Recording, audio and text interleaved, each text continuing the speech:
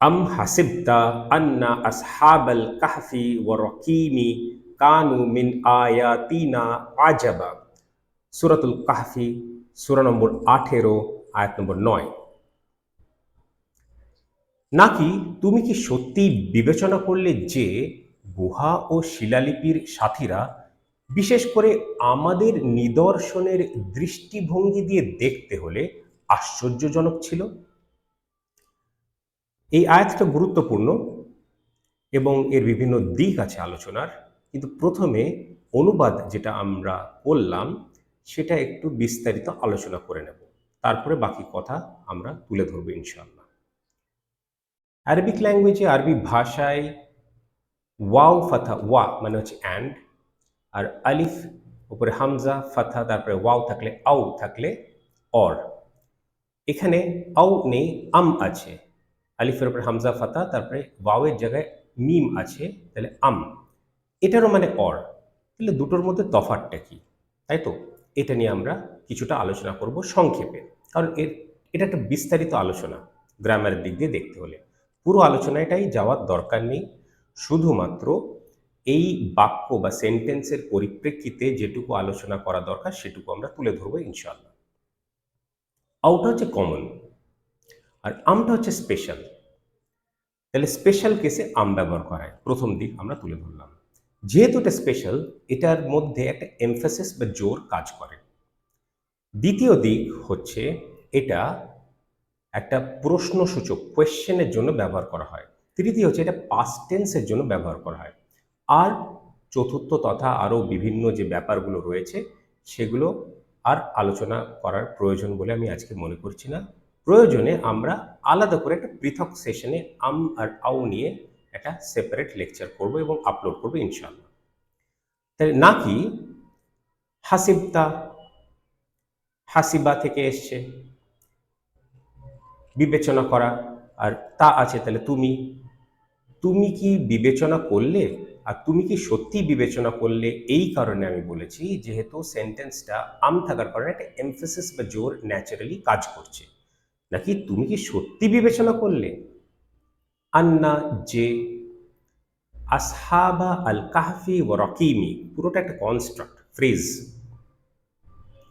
কাহফি, আল কাহফি মানে হচ্ছে গুহা, আর রকিমি যেটা আছে ওটা তো ওয়াওটা বাদ, ওয়াও ফাথা ওয়া বাদ, তাহলে হলো আল রকিমি। পড়লে আর রকিমি, কিন্তু ভেঙে পড়লে আল রকিমি। রকিমি যেটা আছে রকিম, সেটা হচ্ছে শিলালিপি। আর আসহাব, সাহাবা আমরা শুনেছি, সাহাবাও প্লুরাল বহুবচন, আসহাবও প্লুরাল বহুবচন।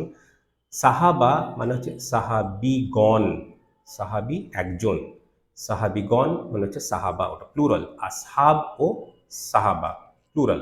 তফাৎটা কোথায়? এখানে আসহাবা বলা হলো, আসহাব বলা হলো। তফাৎটা শুধুমাত্র এইটুকু যে যখন সাহাবা বলছি, সাহাবা আমরা সচরাচর অনেকেই বাংলা ভাষায় একজনকে বলতে বোঝাই, কিন্তু সেটা ভুল, ভুল ব্যবহার। সাহাবি হচ্ছে সেটা শব্দটা। সাহাবা প্লুরাল, আসহাব প্লুরাল, দুটোই প্লুরাল। তাহলে তফাৎটা কোথায়? তফাৎটা হচ্ছে সাহাবা যখন আমরা বলি তখন সাহাবিগণদেরকে তো বোঝাচ্ছি, কিন্তু পৃথক পৃথকভাবে, ইন্ডিভিজুয়ালি। বহু বচন কিন্তু ইন্ডিভিজুয়ালি আমরা অ্যাড্রেস করছি। আসহাব যখন বলছি তখন কালেকটিভলি আমরা অ্যাড্রেস করছি, একত্রিতভাবে। এখানে যে যারা ছিল সাথীরা, তাদেরকে কালেকটিভলি অ্যাড্রেস করা হচ্ছে, আসহাব আল কাহফি বা রকিমি। তাহলে কিছুটা এরকম হলো গুহা ও শিলালিপির সাথীরা, মানে গুহার, মানে যদি আসহাব আল কাহফি হতো তাহলে গুহার সাথীরা, যদি আসহাব আল রকিমি হতো তাহলে শিলালিপির সাথীরা। কিন্তু বাংলায় সচরাচর দুবার ব্যবহার করা হয় না, গুহার ও শিলালিপির সাথীরা বলা হয় না, ওই জন্য গুহা ও শিলালিপির সাথীরা বলে আমরা এখানে অনুবাদ করেছি। হলো। নাকি তুমি কি সত্যি বিবেচনা করলে যে গুহা ও শিলালিপির সাথীরা, তারপরে তাদের ব্যাপারে কি, কানু মানে ছিল, পাস্ট টেন্স, ওয়্যার, ওয়াজ হয় না, তা ওয়্যার পাস্ট টেন্স প্লুরালে আছে, ছিল। কি ছিল? মিন আয়াতিনা আজাবা। আচ্ছা, মিন আয়াতিনা, আয়াতি দেখছেন তো জার আছে, আজাবান আ বা আন আছে, তাহলে নাসাব আছে, তাহলে ওটা আগে হওয়ার কথা। তাহলে আজাবান মানে কি? আশ্চর্যজনক। এই কথাটা আমরা বাংলাতেও শুনে থাকি, হিন্দি উর্দুতেও শুনে থাকি। কি अजीब है ना, এরকম बहुत अजीब है, क्या अजीब है ये बात, এরকম আশ্চর্যজনক ছিল। মিন আয়াতিনা, আয়াতিনা হচ্ছে আমাদের নিদর্শন। এখানে আল্লাহ সুবহানাহু ওয়া তাআলা নিজেকে রয়্যাল প্লুরাল হিসেবে সম্বোধন করছেন, ঠিক আছে? আমাদের নিদর্শন, মিন আমাদের নিদর্শনের দৃষ্টিভঙ্গি দিয়ে দেখতে হলে এর থেকে সহজ করে বোঝানো সম্ভব না। আর বিশেষ করে এটা আপনারা দেখছেন, এটা কেন? কারণ বাক্যের মধ্যে শব্দের অবস্থানের হেরফেরের কারণে আজাবানটা আগে হওয়ার কথা, মিন আয়াতিনা পরে হওয়ার কথা, কিন্তু সেরকমটা এখানে নেই। তাহলে না থাকার কারণে অদল বদল হেরফের হওয়ার কারণে শব্দের অর্ডার যেটা, সেটার উপরে একটা এমফাসিস এখানে এসে বিশেষ করে। তাহলে সেন্টেন্সটা আমরা বললাম, নাকি তুমি কি সত্যি বিবেচনা করলে যে গুহা ও শিলালিপির সাথীরা বিশেষ করে আমাদের নিদর্শনের দৃষ্টিভঙ্গি দিয়ে দেখতে হলে আশ্চর্যজনক ছিল? তাহলে এটা তো হলো অনুবাদ। মেসেজটা কি? মেসেজটা আসলে এখানকার গুরুত্বপূর্ণ কারণ হচ্ছে, অনেক কারণ আছে। প্রথমে সহজ কারণগুলো বোঝাবো, তারপরে জটিল কারণগুলো তুলে ধরবো ইনশাআল্লাহ। সহজ কারণ হচ্ছে যে, আচ্ছা আরেকটা জিনিস জানা দরকার যে গুহাবাসী আমরা তো শুনেছি, গুহার সাথীরা শুনেছে এই শব্দটা আসহাবুল কাহফি। রকিম শব্দটার অর্থ কি? শিলালিপির শব্দটার অর্থ কি? একটু মজার ব্যাপার আছে এখানে, দুটো ব্যাপার রয়েছে অ্যাকচুয়ালি। রকিম মানে এরা তো মুসলিম ছিল সে সময়, তো তাদেরকে সে সময়ের যে রাজা কিং বাধ্য করলো মুশরিক হতে, শিরক করতে, তখন তারা করলো না, পালিয়ে গেল সেই রাজ্য থেকে, রাষ্ট্র থেকে। সেখান থেকে চলে যাওয়ার পরে অনেক কাল পরে লোকে তাদের ব্যাপারে জানলো, ৩০০ বছর পর। তো যাই হোক, ওটা আমরা এই মানে এই স্টোরিতেই পড়বো, এই হিস্ট্রিতেই পড়বো আমরা, এই এখানেই পড়বো, কোরআন মাজিদে বর্ণনা আছে। তো তারা মারা যাওয়ার পরে গুহাতেই তাদেরকে একরকম বলা চলে রাখা হলো, মানে কবর দেওয়া হলো যেটাকে বলা চলে, এবং একটা ইনস্ক্রিপশন ফলক লাগিয়ে দেওয়া হলো, শিলালিপি লাগিয়ে দেওয়া হলো, সেটার দিকে ইঙ্গিত। তাহলে গুহাবাসী মানে গুহা ও শিলালিপির সাথীরা, এটা হচ্ছে কারণ। আচ্ছা, ততদিনে ৩০০ বছর পরে রাজা পরিবর্তন হয়ে গেছিল এবং সেই রাজা মুসলিম রাজা ছিল। তো কাজেই বুঝতেই পাচ্ছেন এদের ব্যাপারে একটা স্টোরি বা টেল, একটা ন্যারেশন প্রচলিত ছিল। এবং পরে যখন এরা মানে খুব উৎসাহের সঙ্গে তাদেরকে ওয়েলকাম করলো একরকম বলা চলে, তারপরে তাদের মারা যাওয়ার পরে সে রাজা একটা ফলক লাগিয়েছিল। এখানে একটা মজার ব্যাপার আরও রয়েছে, রকিম প্যাটার্নটা দেখুন। রকিম কিছু মনে করলো কি? ফাইল প্যাটার্ন, রহিম প্যাটার্ন, একটা কন্টিনিউটির ব্যাপার আছে, মানে শিলালিপিটা কন্টিনিউয়াস থাকবে। তো আজ পর্যন্ত সেই শিলালিপিটা কিন্তু রয়েছে, অনেক পুরনো ঘটনা, কত পুরনো পরে কখনো বলবো ইনশাল্লাহ। কিন্তু আজকে এটুকু জানলে, তো এটাও জানলে যথেষ্ট যে এটা একটা ইন্টারেস্টিং শব্দের ব্যবহার, কত সুন্দরভাবে আরবি ভাষায় ব্যবহার করার মানে স্কোপ রয়েছে এবং ব্যবহার করেছেন আল্লাহ সুবহানাহু ওয়া তাআলা। স্কোপ থাকলেই যে করা সম্ভব বা করা হবে সচরাচর সেরকম নাও হতে পারে। এই ব্যাপারটা আমরা বুঝতে পারলাম, এটা একটা সহজ ব্যাপার ছিল। দ্বিতীয় ব্যাপারটা যেটা আরেকটু বেশি গুরুত্বপূর্ণ, সেটা হলো এইটা হঠাৎ করে আমরা তো এতক্ষণ ডিক্লারেটিভ সেন্টেন্স পড়ছিলাম, মানে স্টেটমেন্ট যেগুলো, একটা সেন্টেন্স, এটা একটা প্রশ্নসূচক বাক্য, প্রশ্নসূচক সেন্টেন্স, ইন্টারোগেটিভ সেন্টেন্স, ঠিক আছে? তো এখানে আচ্ছা আপনারা যদি আরবি আয়াতে দেখেন, এখানে কোনো প্রশ্ন চিহ্ন নেই, কারণ এই প্রশ্ন চিহ্ন আরবি ল্যাঙ্গুয়েজে দরকার লাগে না, আরবি ভাষায় দরকার লাগে না, কারণ কনস্ট্রাক্টটা থেকে সেটা প্রশ্ন নাকি ডিক্লারেটিভ সেন্টেন্স নাকি ইন্টারোগেটিভ সেন্টেন্স এক্সক্লেমেশন মার্ক দিয়ে, তো সেটা কনস্ট্রাক্ট, বাক্যের কনস্ট্রাক্ট দিয়ে বোঝা যায়। তো উন্নত মানের ভাষা, উন্নত মানের কিছু কনস্ট্রাক্ট এখানে রয়েছে, মানে প্রশ্নসূচক, যেহেতু মানে একটা প্রশ্নসূচক বোঝায়, বাকিগুলো তো আমি বললাম। তাহলে এই যে ঘটনাটা, এটার ব্যাপারে আরেকটু কিছু বলা দরকার। প্রথম আরেকটা জিনিস বলি, এখানে এই ব্যাপারটা নিয়ে আমরা এই সেশনের মধ্যে নয়, কিন্তু আলাদাভাবে কাহাফের রিলেটেড একটা আলোচনা আমরা করবো ইনশাআল্লাহ, এবং আপলোডও করব। যে কাহাফ মূলত মুহাম্মদ সাল্লাল্লাহু আলাইহি ওয়াসাল্লাম বলেছেন যে পুরোটা পড়বে, আর এরকম আমরা পাই হাদিসে যে প্রথম 10টা আয়াত পড়বে, 10টা আয়াত পড়বে, তার মধ্যে আবার দুটো ভেরিয়েশন পাই, প্রথম 10টা শেষ 10টা, আর আরেকটা পাই ভেরিয়েশন যে প্রথম 3টে আয়াত পড়বে। তো 4 ধরনের হাদিস আমরা পাই। যদি 4 ধরনের হাদিস আমরা দেখি তাহলে কি এর মধ্যে কোনো গরমিল রয়েছে, কোনো দ্বন্দ্ব রয়েছে? একদম নয়। কারণ তাহলে এটা বুঝবো কি করে? যেটা বেশি প্রচলিত হয়ে গেছে যে হাদিসটা, এরা লেজিনেসের কারণে সেটাকে প্রচলিত করেছে, অলসতার কারণে। প্রথম 10টা আয়াত পড়ো, বাস কাজ শেষ। একদম কাজ শেষ না, কাজ শুরুই হলো না। মূলত ব্যাপারটা এরকম যে মোহাম্মদ সাল্লাহ সাল্লাম বলেছেন পুরো সূরাটা তোমরা পড়বে প্রত্যেক জুম্মাতে, পুরো সূরা, দ্য হোল চ্যাপ্টার। কখনো যদি তোমাদের মনে হয় যে এই সপ্তাহে সময় হলো না, কারণ জুম্মা মানে বৃহস্পতিবার সানসেটের পর থেকে শুক্রবার সানসেটের আগে অবধি। সানসেট মানে জুম্মা শুরু হয়ে গেল বৃহস্পতিবার, আর ফ্রাইডে, সচরাচর জুম্মা আমরা অনুবাদ করি ফ্রাইডে, কিন্তু এটা ঠিক নয়। জুম্মা ফ্রাইডে মানে থার্সডে সানসেট টাইম থেকে, সূর্যাস্ত সময় থেকে সূর্যাস্তের আগের সময় অবধি শুক্রবার। ঠিক আছে, এটা বোঝাতে পারলাম। তাহলে এই প্রত্যেক জুম্মাতে আমাদেরকে পড়ার কথা মোহাম্মদ সাল্লাহ সাল্লাম নির্দেশ দিয়েছেন, এবং এটা একমাত্র সূরা যেটা সম্বন্ধে একটা পিরিয়ডিক ইন্টারভ্যালে আমাদেরকে পড়ার জন্য উনি উপদেশ দিয়েছেন। অন্য কোনো সূরা নেই, অন্য কোনো সূরা নেই। তাহলে এই সূরা কাহাফের গুরুত্ব যে কত বেশি সেটা আমরা বুঝতে পারলাম। আর যেহেতু অন্যান্য হাদিস রয়েছে যে এটা আখিরুজ্জামানের জন্য এবং এটা দাজ্জালের ফিতনা থেকে আমাদেরকে বাঁচতে সাহায্য করবে, তাহলে আখিরুজ্জামানের জন্য এই ব্যাপারগুলো ক্লিয়ার হলো। তো পুরো সূরাটা পড়লে, বুঝলে, সেখান থেকে যে মেসেজটা নেওয়ার, নিলে যে স্ট্র্যাটেজিগুলো বলা আছে সেগুলো অবলম্বন করলে, ইমপ্লিমেন্ট করলে তবেই আমরা হিদায়াত পাবো, এবং এই এই সূরা দিয়ে যা কাজ, যে কারণে সূরাটা পাঠানো হয়েছে সেটা কারণটা বাস্তবায়িত হওয়া সম্ভব হবে, না হলে নয়। শুধু 10টা আয়াত মুখস্থ করে পড়লে কোনো লাভ নেই।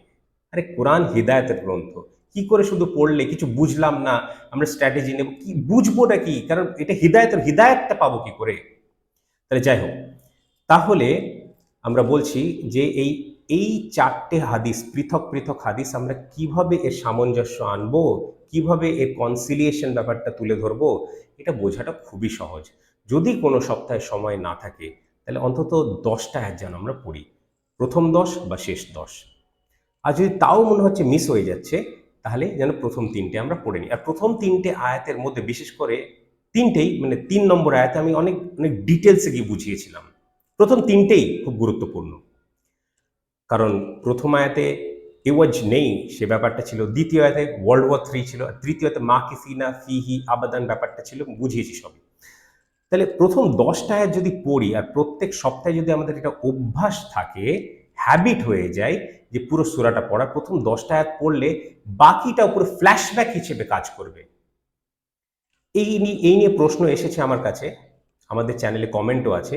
তো ছোট করে বলছি, কারণ বিস্তারিত আমরা আলোচনা করব পৃথক আলোচনায়, ঠিক আছে, সেশনে, লেকচার ইনশাল্লাহ। তো দ্বিতীয়টা হচ্ছে যে 10টা আয়াত, প্রথম 10টা আয়াত পড়লে বাকিটা পুরো ফ্ল্যাশব্যাক হিসেবে কাজ করবে।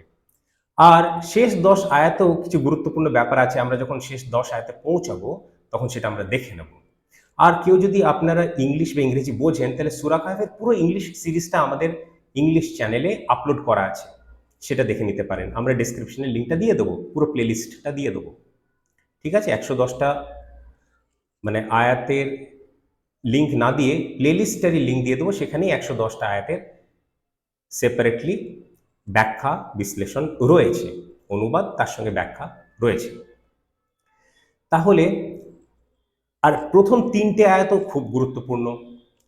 প্রথম 10টাও যদি না পড়ার সময় হয়, বা শেষ 10টাও যদি না পড়ার সময়, তাহলে অন্তত প্রথম 3টাও যেন পড়ে নিই। তাহলে প্রথম 3টে যদি আবার দেখে নেন, আপনারা যদি ভুলে গেছেন, তাহলে বুঝতে পারবেন যে কিরকম প্রোফাউন্ড, কিরকম গুরুত্বপূর্ণ এই আয়াতসমূহ ছিল।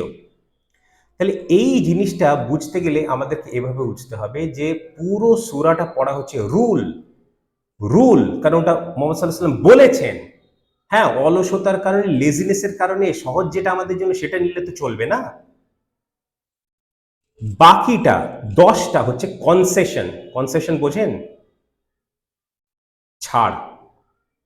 প্রথম 10টাই পড়ি বা শেষ 10টাই পড়ি, ছাড়। তাহলে রুল মানে নিয়ম, কনসেশন মানে ছাড়, আর প্রথম 3টে আয়াত হচ্ছে এক্সেপশন মানে ব্যতিক্রম, ব্যতিক্রম। তাহলে নিয়ম, ছাড়, ব্যতিক্রম। এর বাইরে এর কোনো ব্যাখ্যা হওয়া সম্ভব নয়। হ্যাঁ, ওই এখানে মানে আমাদের আমাদের অলসতার কারণে, লেজিনেসের কারণে চুরি করা চলে। এটা চুরি করা হচ্ছে একরকম। যেমন আল্লাহ সুবহানাহু ওয়া তাআলা বলেছেন সলাতে চুরি করা, সলার ব্যাপারে, নমাজের ব্যাপারে চুরি করা। সলা শব্দটা আমি প্রেফার করি, নমাজ শব্দটা নয়। এটা অন্য একটা লেকচারে আমাদের এটা আলোচনা আমি করেছি। তো যাই হোক, এটা না পড়াটা, এর গুরুত্বকে প্রাধান্য দেওয়া হলো না এবং একদম চুরি করলাম, ফাঁকি দিলাম, পুরোটা পড়ার কথা। তাহলে সলাতের ঘাটতি, সলাতে যদি চুরি হয়, তাহলে আয়াত যতগুলো পড়ার কথা, পুরো সূরাটা পড়ার কথা না পড়লে তো সেটা ঘাটতি বা চুরি হচ্ছে, একই তো হচ্ছে। এটা নিয়ে যদি প্রশ্ন থাকে, যদি আমি মনে করি ফালতু প্রশ্ন, প্রশ্ন করবেন না, আমরা উত্তর দেবো ইনশাল্লাহ। তাহলে রুল, কনসেশন, এক্সেপশন, নিয়ম, তারপরে ছাড়, আর তারপরে ব্যতিক্রম, এইটা ছাড়া অন্য কোনো এক্সপ্লেনেশন নেই। যখন মোহাম্মদ সাল্লাল্লাহু আলাইহি ওয়াসাল্লাম বলেছেন, তাহলে অন্যটা কেন নিচ্ছ না? ৩টে আয়াত পড়লে হবে। ৩টে আয়াত পড়লে তাহলে ১০টা আয়াতে যেখানে পড়া আছে সেটা তো মানা হলো না, প্রথমই হোক বা শেষই হোক। আর এটাও যদি মানি, তাহলে যেখানে মোহাম্মদ সাল্লাল্লাহু আলাইহি ওয়াসাল্লাম বলছেন যে পুরোটা পড়ো, তাহলে সেটা তো মানা হলো না। নিজের খেয়াল খুশি মতো তো ইসলাম হবে না, আপনাদের খেয়াল খুশি মতো যা বলা আছে সেটাই করতে হবে। তাহলে বুঝতে গেলে পুরোটাই পড়তে হবে প্রত্যেক সপ্তাহে। একটা হ্যাবিট হয়ে গেলে যখন কোনো সপ্তাহে যদি মিস হয়ে যায়, তাহলে প্রথম 10টা পড়লে পুরো ফ্ল্যাশব্যাকটা আমাদের এসে যাবে। শেষ 10 আয়াতের সময় আলোচনা করব। প্রথম 3 আয়াত আমি আলোচনা করে ফেলেছি। সেটার গুরুত্ব যে কত বেশি আপনারা বুঝে গেছেন ইতিমধ্যে। আর যদি কোনো কারণে মিস হয়ে গেছে, যদি একটা রিফ্রেশের দরকার হয়, তাহলে সেটা দেখে নেবেন। কারণ রিফ্রেশের দরকার আমাদের হতে পারে, সেটা দেখলে কোনো ক্ষতি নেই, বরং ভালো। এইবার আরেকটা জটিল বিষয় নিয়ে আলোচনা না করলেই নয়। এই আয়াত থেকে আসহাবুল কাহফের যে ঘটনা, গুহাবাসীদের যে ঘটনা, গুহার সাথীদের যে ঘটনা, এই আয়াত দিয়ে শুরু হলো ৯ নম্বর। এটা চলবে ৯, ১০, ১১, ১২, ১৩, ১৪ এরকম করে করে করে ২৬ নম্বর আয়াত অব্দি চলবে। যদি আমার আয়াত নম্বরটা ভুল না হচ্ছে, আমি একবার দেখে নেব, পরের আয়াত যখন ব্যাখ্যা করব তখন বলে দেবো। সম্ভবত ২৬ নম্বর আয়াত অব্দি এই আলোচনাটা চলবে, এই স্টোরিটা, এই হিস্ট্রিটা চলবে। এই ইতিহাস, এটা তো ইতিহাস, এটা স্টোরি না, হিস্ট্রি। এই ইতিহাসের বর্ণনা, এই ন্যারেশনটা চলবে। তাহলে একটা স্টোরি, একটা ইউনিট, ৯ থেকে ২৬ হচ্ছে একটা ইউনিট। তাহলে কি বুদ্ধি এটার মধ্যে রয়েছে, যখন আল্লাহ সুবহানাহু ওয়া তাআলা বলছেন বা মুহাম্মদ সাল্লাল্লাহু আলাইহি ওয়াসাল্লাম বলছেন যে প্রথম ১০ আয়াত পড়ো। একটা স্টোরিকে কোনোদিন দুটো ভাগে ভাগ করা যায়? ৯, ১০ প্রথম দুটো আয়াতকে কেটে দিলাম, আর বাকি ১১ থেকে ২৬ কেটে দিলাম, আর প্রথম দুটো আয়াত নিলাম। এটা একটা, যার নলেজ বা জ্ঞান অতটা নেই, ইলম অতটা নেই, তার এই প্রশ্নটা মাথায় আসতে পারে। প্রশ্নটা আমি করিনি, যাদের নেই তাদেরই মাথায় প্রশ্নটা আসতে পারে। এই প্রশ্নটা আসতে পারে, সেটা আমি প্রিএম্পটও করলাম এবং সেটা আমি আনসারও দেব। কারণ ৯ আর ১০ নম্বর, এটা আজকে আনসার দেওয়া সম্ভব না, কারণ ১০ নম্বর আয়াত যখন পড়ে নেবো তখন সেই আনসারটা দেওয়া সহজ হবে আমার জন্য। তাহলে ৯ ও ১০ নম্বর আয়াত, ৯, ১০ এই দুটো আয়াতে এমন কিছু রয়েছে যে এইটা ওই প্রথম ১০ আয়াতের মধ্যে অন্তর্ভুক্ত করা প্রয়োজন। আল্লাহ সুবহানাহু ওয়া তাআলা ডাইরেক্ট বলেননি, হাদিসে এসছে। তাহলে মুহাম্মদ সাল্লাল্লাহু আলাইহি ওয়াসাল্লামকে দিয়ে বলিয়েছেন। কারণ যা কিছু জ্ঞান মুহাম্মদ সাল্লাল্লাহু আলাইহি ওয়াসাল্লামের আছে ইসলামের ব্যাপারে, দ্বীনের ব্যাপারে, ধর্মের ব্যাপারে, সেটা আল্লাহ সুবহানাহু ওয়া তাআলার কাছ থেকে উনি পেয়েছেন। সে জিবরাইল আলাইহিস সালামের মাধ্যমে হোক বা সেটা অন্য ব্যাপার, কিন্তু পেয়েছেন সোর্সটা আল্লাহ সুবহানাহু ওয়া তাআলাই। তাহলে এটার মধ্যে কিছু এমন নিশ্চয়ই আছে যেটার কারণে এইভাবে ভাগ করা হলো, যেটা সচরাচর দৃষ্টিতে দেখতে গেলে অযৌক্তিক। কিন্তু আমি বলছি সচরাচর দৃষ্টি দেখলে এটা কোনো অযৌক্তিক নয়, সেটা বোঝাবো। যখন আমরা ১০ নম্বর আয়াত নিয়ে আলোচনা করব তখন বোঝাবো, তখন বোঝাতে সুবিধা হবে, বুঝতে বা বোঝাতে সুবিধা হবে। তাহলে স্ট্র্যাটেজিটা কি, বা বা মেসেজটা কি, বা স্ট্র্যাটেজিক মেসেজ নিয়ে তো আমরা আলোচনা করলাম একটু ডিপে গিয়ে। রকিম নিয়ে বললাম, আসহাবুল কাহাফ নিয়ে বললাম, আসহাব শব্দটা নিয়ে বললাম, এই গুহার সাথীদের নিয়ে একটা ব্যাকগ্রাউন্ড আমরা দিলাম, ছোট করে দিলাম। তা আরেকটা দিক আছে।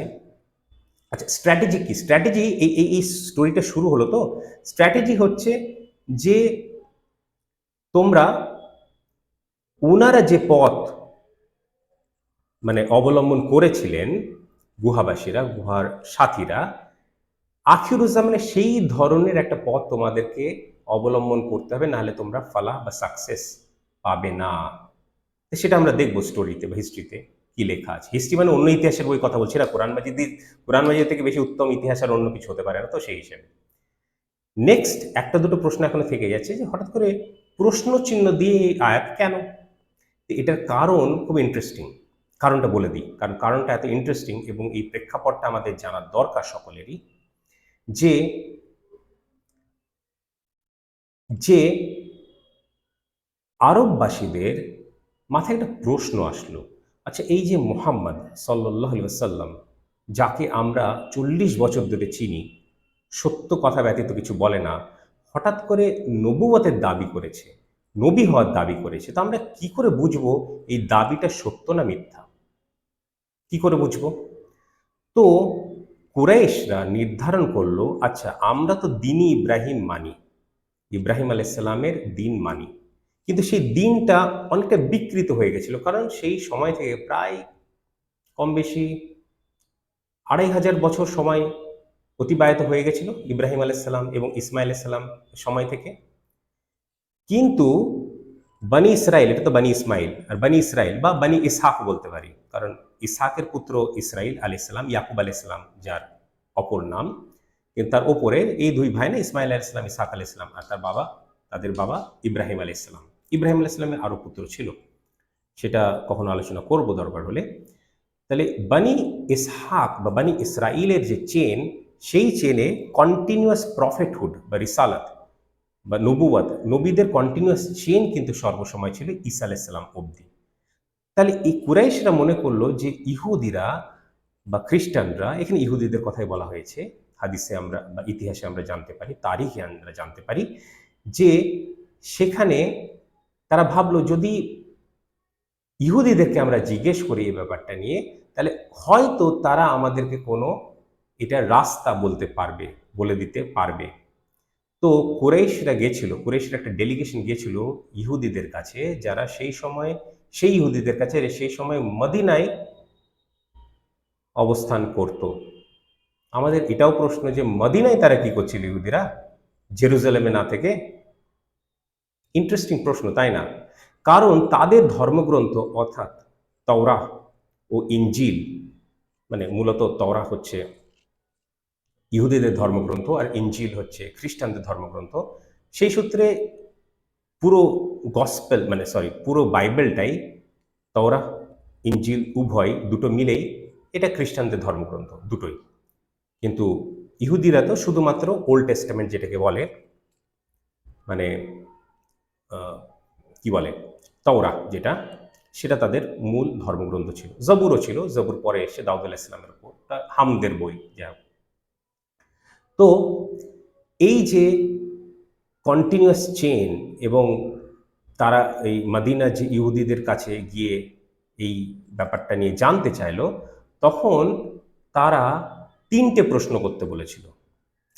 একটা প্রশ্ন তার মধ্যে ছিল যে তাকে গিয়ে জিজ্ঞেস করো, মানে এটা ইহুদিরা শিখিয়েছিল কুরাইশদেরকে যে মোহাম্মদ সাল্লাল্লাহু আলাইহি সাল্লামকে গিয়ে এই 3টে প্রশ্ন করবে, যদি ঠিক উত্তর দিতে পারে তাহলে জেনে নিও সে সত্য নবী, যদি ঠিক উত্তর না দিতে পারে তাহলে জেনে নিও যে সে সত্য নবী নয়। তো 3টে প্রশ্নের মধ্যে একটা প্রশ্ন ছিল তাকে গিয়ে জিজ্ঞাসা করো গুহাবাসীদের ব্যাপারে, কারণ না, গুহাবাসী ছিল না, তাকে গিয়ে জিজ্ঞেস করো কিছু যুবকদের ব্যাপারে, যাদের ব্যাপারে একটা আশ্চর্যজনক ঘটনা, যাদের ব্যাপারে একটা আশ্চর্যজনক ঘটনা ঘটেছিল, যাদের সাথে, যাদের সঙ্গে একটা আশ্চর্যজনক ঘটনা ঘটেছিল। এটাই ছিল একটা প্রশ্ন। আর দ্বিতীয় প্রশ্ন ছিল তাকে সেই ব্যক্তির ব্যাপারে জিজ্ঞেস করো যে পৃথিবীর দু প্রান্তে, পূর্ব এবং পশ্চিম দুই প্রান্তে সে সফর করেছিল। এবং তৃতীয় প্রশ্ন ছিল যে রূহ সম্পর্কে, স্পিরিট বা আত্মা সম্পর্কে তাকে জিজ্ঞাসা করো। এই 3টে প্রশ্ন ছিল। এই স্টোরিগুলো আমরা পড়ব যখন যখন আসবে। একটা উত্তর অবশ্য সূরা ইসরার মধ্যে রয়েছে, আয়াত নম্বর 85-তে। সূরা ইসরা হচ্ছে সূরা নম্বর 17, আয়াত নম্বর 85। আর বাকি দুটো উত্তর সূরা কাহাফের মধ্যেই রয়েছে। আর ইসরা আর কাহাফ এই দুটো সূরা, 17 নম্বর 18 নম্বর সূরা হচ্ছে একটা জোড়া। এটা নিয়ে একটা পৃথক আলোচনা করা যেতে পারে, ইন্টারেস্টিং ব্যাপার। তো যাই হোক, দুটো উত্তর এই সূরার মধ্যে এসছে। একটা উত্তর 83 নম্বর আয়াত থেকে যখন আমরা পড়বো যুলকারনাইন আলাইহিস সালামের ব্যাপারে, তখন আমরা সেই উত্তরটা পাবো এবং তখন সেই কনস্ট্রাক্টটা আমরা দেখে নেব। এখন এই কনস্ট্রাক্ট নিয়ে আলোচনা করি। এটার কারণে যেহেতু ওদের প্রশ্নটা ছিল কিছু যুবকদের ব্যাপারে, জিজ্ঞেস করো তাকে কিছু যুবকদের ব্যাপারে যাদের সঙ্গে একটা আশ্চর্যজনক ঘটনা ঘটেছিল। তো এবার আল্লাহ সুবহানাহু ওয়া তাআলা সেই পরিপ্রেক্ষিতে এই প্রশ্নটা করছেন, আম হাসিবতা আন্না আসহাবাল কাহফি ওয়া রকিমি কানু মিন আয়াতিনা আজাবা, প্রশ্নসূচক। নাকি তুমি কি সত্যিই বিবেচনা করে, এখানে তোমরা বললে ভালো হতো না, সবাইকে অ্যাড্রেস করে না, কিন্তু আল্লাহ সুবহানাহু ওয়া তাআলা প্রত্যেকজনকে ইন্ডিভিজুয়ালি অ্যাড্রেস করছেন। প্রত্যেক ব্যক্তি যে কোরআন মাজিদ পড়ছে এগুলো বুঝবো কি করে, শুধু পড়লে হবে? হিদায়াত পাবো কি করে? কি বলা আছে কোন বইয়ের সঙ্গে আমরা এটা করে থাকি যে বুঝি না কিন্তু পড়ে চলেছি? অর্থাৎ কোরআন মাজিদ, অথচ কোরআন মাজিদের সবথেকে গুরুত্বপূর্ণ কিতাব, গ্রন্থ, বই, সেটার সঙ্গে আমরা এই অবিচার করে চলেছি। পড়লেই হলো, সওয়াব পাবো। কিসের সওয়াব পাবো? হিদায়াতের গ্রন্থ সূরা বাকারায় পড়িনি আমরা? দুবার এসছে, হুদাল্লিন নাস হুদাল্লিল মুত্তাকিন। এদের সঙ্গে যে আল্লাহ সুবহানাহু ওয়া তাআলা কি করবে সেটা বিচারের দিবসেই তারা জানতে পারবে। যাই হোক, তো প্রত্যেক জনকে ইন্ডিভিজুয়ালি অ্যাড্রেস করছে, তাদেরকে চিন্তা ভাবনা করতে বলছে, তাদেরকে চিন্তা ভাবনা করতে বাধ্য করছে এখানে আল্লাহ সুবহানাহু ওয়া তাআলা। নাকি তুমি তুমি প্রত্যেক জন যে পড়ছো এটা যদি না বুঝি তাহলে কি করে? পড়ছেই যে না, তাকে আবার কি প্রশ্ন করা, আর সেটা প্রশ্ন আল্লাহ প্রশ্ন করছে অথচ আমরা মনে করছি কোনো গুরুত্ব নেই। কি মুশকিল ব্যাপার। নাকি তুমি কি সত্যি বিবেচনা করলে যে গুহা শিলালিপির সাথীরা, বিশেষ করে আমাদের নিদর্শনের দৃষ্টিভঙ্গি দিয়ে দেখতে হলে আশ্চর্যজনক ছিল, তাদের সঙ্গে একটা আশ্চর্যজনক ঘটনা ঘটেছিল? কি আশ্চর্যজনক রয়েছে এর মধ্যে? তারা 300 বছর একটা ভিন্ন অবস্থায় ছিল, সেটা আমরা ঘুমন্ত অবস্থায় বলবো না, যেটা ভুল অনুবাদ। তাদেরকে জাগ্রতও করা হয়নি, সেটা ভুল অনুবাদ। আমরা আসবো সেই সমস্ত আয়াতে, এই শীঘ্রই আসবো। আমরা আয়াত নম্বর 9 শুরু করে ফেলেছি, দেখতে দেখতে আয়াত নম্বর 10, 11, 12, 13 চলতে চলতে 26 নম্বর আয়াত শেষ হয়ে যাবে। 27 থেকে মেসেজ আছে, দেখে নেবো সেই সময়। তাহলে তারা একটা ভিন্ন অবস্থায় ছিল, ভিন্ন অবস্থায় আল্লাহ সুবহানাহু ওয়া তাআলা তাদেরকে রেখেছিলেন 300 বছর। 300 বা 300 নয়, সেটা নিয়ে পরে আসবো, আয়াতে আছে। আয়াত নম্বর 19 আর 25 এই আলোচনাটা রয়েছে। 19 থেকে 25 যখন পড়বো তখন সেটা দেখে নেব। তা আশ্চর্যজনক তো আসলে দেখতে গেলে আশ্চর্যজনক তো ছিলই, কিন্তু আল্লাহ সুবহানাহু ওয়া তাআলা এখানে রিটরিক্যাল কোয়েশ্চেন দিয়ে বলতে চাইছেন, এটা অলংকার, রিটরিক্স, অলংকার স্বরূপ প্রশ্ন দিয়ে বোঝাতে চাইছেন যে আমার জন্য এই জিনিসটা ঘটানো কি কোনো কঠিন কাজ? কোনো কঠিন কাজ আমার জন্য? এ তো খুব সহজ আমার জন্য, কোনো ব্যাপারই নয়। তো এদেরকে পাল্টা প্রশ্ন করে হতবাক করে দেওয়া হয়েছে, আর হতবাক তারা হয়েও ছিল। নাকি তুমি কি সত্যি বিবেচনা করলে যে গুহা ও শিলালিপির সাথীরা, বিশেষ করে আমাদের নিদর্শনের দৃষ্টিভঙ্গিতে দেখতে হলে আশ্চর্যজনক ছিল, বা তাদের সঙ্গে আশ্চর্যজনক ঘটনা ঘটেছিল? তো এইবার এই যে আয়াতের যে প্রোফাউন্ডনেস, গুরুত্ব, মাহাত্ম্য যে কতটা বেশি, শুধু অনুবাদ দিয়ে সেটা বোঝা সম্ভব না, এই ব্যাখ্যা প্রয়োজন পড়ে। তাহলে আমরা আজকে মূলত প্রত্যেকদিন 4টে জিনিস নিয়ে আলোচনা করি। আমরা আলোচনা করি মূল আরবি, মানে আরবি আয়াত, তারপর আলোচনা করি বাংলা অনুবাদ, তারপর আলোচনা করি মেসেজ নিয়ে আমরা বিভিন্ন ব্যাপার নিয়ে আলোচনা করলাম, আর তারপরে আলোচনা করি স্ট্র্যাটেজি নিয়ে, সেটা নিয়ে করলাম। তাছাড়া আজকে পঞ্চম একটা জিনিস নিয়ে আলোচনা করলাম, সেটা হচ্ছে কনটেক্সট, প্রেক্ষাপট, ব্যাকগ্রাউন্ড, সেটা নিয়ে আলোচনা করলাম। এই বিভিন্ন দিক আছে, খুব ইন্টারেস্টিং দিক, খুব ইন্টারেস্টিং সূরা তো অবশ্যই খুব ইন্টারেস্টিং স্টোরি, হিস্ট্রি, ঘটনা, এবং এবং আমরা যত এগিয়ে যাব আমার ব্যাখ্যা করতে সুবিধা হবে যে এই অংশটার নামে, এই স্টোরি বা হিস্ট্রির নামে এই সূরার নাম পড়েছে সূরাতুল কাহফি, তাই না? তো এই সব থেকে গুরুত্বপূর্ণ 5টা স্টোরির মধ্যে, 5টা হিস্ট্রির মধ্যে সব থেকে গুরুত্বপূর্ণ হচ্ছে এই স্টোরিটা। প্রত্যেকটাই নিজের জায়গায় গুরুত্বপূর্ণ, কিন্তু সব থেকে গুরুত্বপূর্ণ তুলনামূলকভাবে, আপেক্ষিক দৃষ্টি দিয়ে দেখতে হলে, রিলেটিভলি দেখতে হলে এটা সব থেকে বেশি গুরুত্বপূর্ণ। আর কেন সেটা আমরা বুঝবো এবং আমরা আলোচনাও করব। খুব গুরুত্বপূর্ণ আলোচনা এর মধ্যে রয়েছে। আজকে এই অবধি থাক, বিভিন্ন ব্যাপার নিয়ে আমরা আলোচনা করলাম। নিয়ে আলোচনা করলাম, আসহাব শব্দটা নিয়ে আলোচনা করলাম, রকিম শব্দ নিয়ে আলোচনা করলাম, মিন আয়াতিনা আর আজাবান শব্দটার হেরফের ব্যাপারটা নিয়ে আলোচনা করলাম, আমের যে মাল্টিপল দিক সেটা নিয়ে আলোচনা করলাম। এই প্রশ্নটা হঠাৎ করে কেন করা হলো সেটা নিয়ে আলোচনা করলাম। 3টে প্রশ্ন নিয়ে সংক্ষিপ্ত একটা তুলে ধরলাম, যখন যখন যেই প্রশ্নটা আসবে সেটা নিয়ে আমরা আলোচনা করব। ইসরার আলোচনাটা কাহাফে 83 নম্বর আয়াতে যখন জুলকারনাইন আলাইহিস সালামের যে ঘটনাটা আছে, হিস্ট্রিটা আছে, তখন আলোচনা করবো। আপনার ভাবতে পারেন ওটা কি করে আলোচনা হবে, ওটা তো মিস হয়ে যাবে, ইসরাতে রয়েছে। করবো, আমার মাথায় আছে, আর ওটা তখন কেন করব সেটারও কারণ আছে, তখন বলবো, তখন বুঝতে পারবেন। তো এই ব্যাপারটা এই অবধি থাক। আমরা প্রত্যেকবারের মতো কি করব, আয়াতটা আরবিতে একবার পড়ে নেব, এবার তাজভিদ রুলে, তাজভিদ রুলে প্রথমে, এবার গ্রামাটিক্যাল রুলে, এবং অনুবাদটাও আরেকবার পড়ে নেব আমরা। ঠিক আছে, এই বলে আমরা শেষ করব। আম হাসিবতা আন্না আসহাবা আল কাহফি ওয়া আল রকিমি কানু মিন আয়াতিনা আজাবান, নাকি তুমি কি সত্যিই বিবেচনা করলে যে গুহা ও শিলালিপির সাথীরা বিশেষ করে আমাদের নিদর্শনের দৃষ্টিভঙ্গি দিয়ে দেখতে হলে আশ্চর্যজনক ছিল?